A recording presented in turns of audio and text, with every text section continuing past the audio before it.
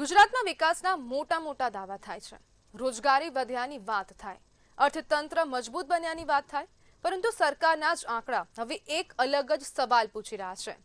રાજ્યમાં 1.14 કરોડથી વધુ લોકો અન્ન સુરક્ષા યોજનાના સહારે છે.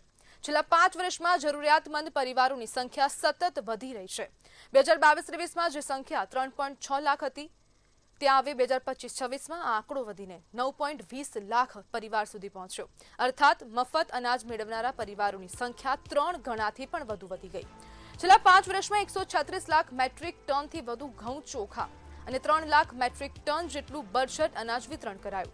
અહીં સવાલ અન્ન સુરક્ષા યોજનાનો વિરોધ કરવાનો નથી. જરૂરિયાતમંદને અનાજ મળવું જ જોઈએ, પરંતુ સવાલ એ છે કે જ્યારે વિકાસ અને રોજગારીના દાવા વચ્ચે આટલા પરિવારોને આજે પણ પરિવારનું પેટ ભરવા માટે સરકારી અનાજ પર નિર્ભર કેમ રહેવું પડે? સરકાર માટે આ માત્ર આંકડા નથી, આ ગુજરાતના સામાન્ય પરિવારની આર્થિક સ્થિતિનો અરીસો છે. વિકાસનો સાચો અર્થ ત્યારે જ જ્યારે પરિવાર મફત અનાજ નહીં, પોતાની આવકથી અનાજ ખરીદી શકે. પરંતુ ગુજરાતમાં જે સ્થિતિ તમે જોઈ રહ્યા છો, તે સ્થિતિ કદાચ એવું લાગી રહ્યું છે કે રોજગારીની તકો ઊભી કરવામાં અથવા તો મોંઘવારી ઘટાડવામાં આપણી સરકાર નિષ્ફળ રહી હોય તેવી સ્થિતિ છે. અને આજ મુદ્દે આપણી સાથે ચર્ચા કરવા માટે સામાજિક કાર્યકર્તા સંજય ઇજાવા જોડાઈ ગયા છે. સંજયભાઈ, અનેક લોકો 1.14 કરોડથી વધુ ગુજરાતીઓ સરકારી અનાજના ભરોસે છે. આપનું શું કહેવું છે આના પર?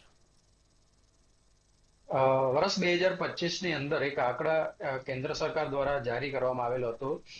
જ્યારે 80 કરોડથી વધુ લોકો ભારતની અંદર મુફ્ત અનાજ લઈ રહ્યા છે, જ્યારે 25 લાખો લોકો એનાથી મુક્ત થઈ ગયું છે. એટલે એનાથી જે મુફ્ત અનાજ લેવાનું જે સિસ્ટમ છે એમાંથી બહાર આવી ગયા છે. એટલે સરકાર એવી રીતે ઊંચાઈ ઉપર ગતિની ઉપર ગતિ કરતો જાય છે. એવી રીતે એક સમાચાર આપણે લાસ્ટ યર તો જોવામાં આવેલું છે. પણ અહીંયા ગુજરાતની અંદર સ્થિતિ કંઈક અલગ છે.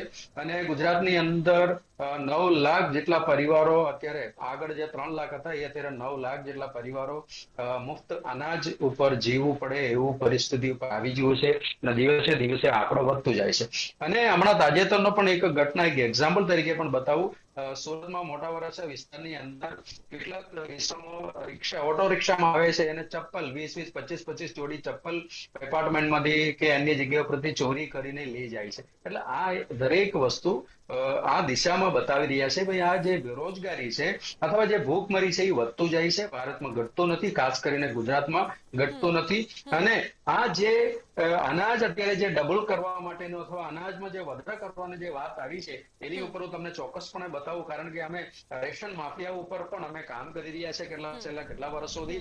અને આ જે રેશન માફિયા છે, કદાચ ગરીબો કરતા પણ એક સેટિંગના રૂપે આ અનાજો વેચવા માટેનું એક કાવતરો એની અંદર, ષડયંત્ર એની અંદર દેખાઈ આવે છે. કશે ને કશે એનો ગંધ આવે છે. એટલા માટે અનાજ વધારવો પડતું હોય અને જે હિસાબે જે ગરીબ લોકોનો અથવા મુફ્તમાં અનાજ લેનાર વર્ગોનો સંખ્યા વધારે, તો વધુ પડતું કદાચ અનાજ આ બજારની અંદર ભ્રષ્ટાચાર કરી શકાય, એ પણ એક હેતુથી કદાચ આ ચાલતું હોય તો પણ આની અંદર કોઈ નવાઈની વાત નથી. કારણ કે ભ્રષ્ટાચારની સાથે સાથે અત્યારે ભૂખમરી પણ અત્યારે ભારતની અંદર અને ખાસ કરીને ગુજરાતની અંદર વધી રહ્યા છે. એવું અત્યારે આંકડાકીય માહિતીથી અત્યારે આપણે ઉપલબ્ધ દેખાઈ રહ્યા છે.